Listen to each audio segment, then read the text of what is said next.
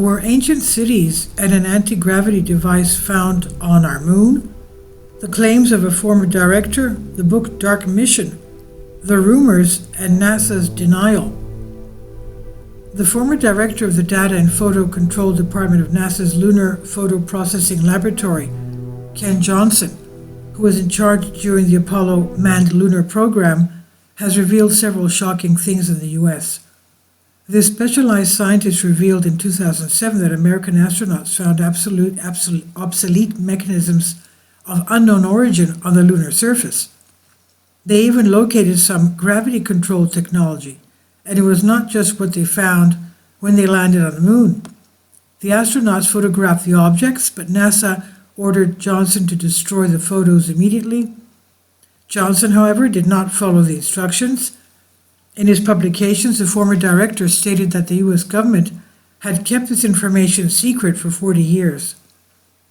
These revelations by Johnson, which began with the Apollo program, were presented in October 16, 2007 in a book titled Dark Mission: The Secret History of NASA. This book is also co-authored by former NASA advisor Richard C. Hoagland and Mike Barra, and is an aerospace engineering consultant. According to rumors, as they became known and circulated, the director of the space program, Kay Ferrari, JPL director of the SSA program, after a telephone conversation with Johnson on the occasion of the publication of the book, asked him to resign from the position he held in the space program. The reason was that it criticized NASA.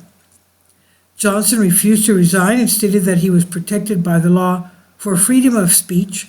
However, nevertheless, Ferrari removed him from the NASA space program without justifying his decision. However, the low-resolution photos contained in the aforementioned book appear to depict destroyed buildings with huge domes made of glass, as well as stone towers that appear to be sitting in the air. "I have nothing left to lose. I am in conflict with NASA and I am in the heat of the moment," said Ken Johnston. However, the authors of the book argue that President John F. Kennedy, who promoted the space rapprochement with the Soviet Union, actually intended to share extraterrestrial technologies with Moscow. In fact, in a speech to the United Nations in September 1963, Kennedy made a proposal to the USSR to organize a joint mission to the moon.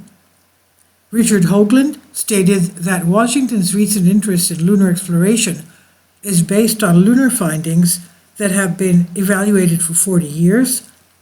Moreover, Russia, China, Japan, and even India have publicly stated their plans to work on lunar exploration.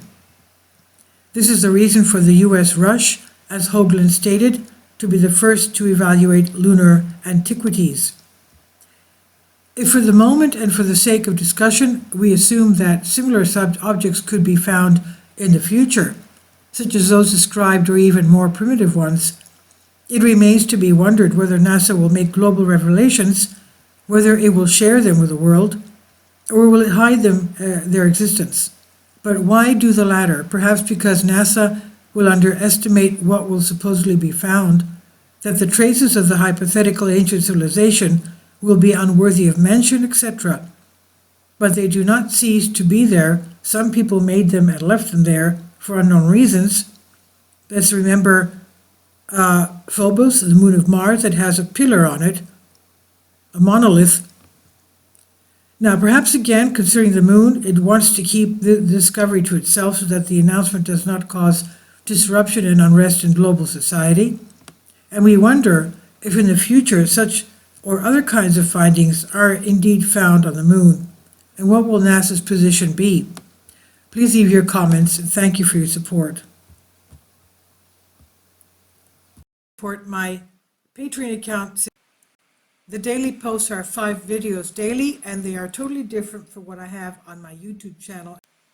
Thank you so much for your support and that you find all my content so interesting. You'll find the Patreon account details in the description box below.